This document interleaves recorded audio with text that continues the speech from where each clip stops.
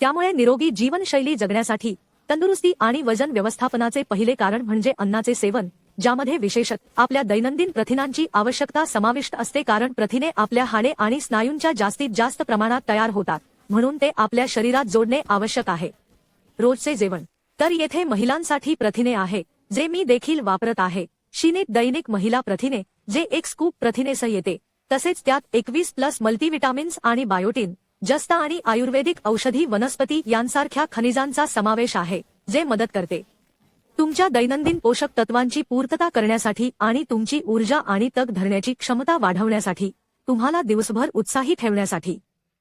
महिलांसाठी शीनेट दैनिक प्रथिने शाकाहारी, सोया आणि ग्लुटेन मुक्त आहे.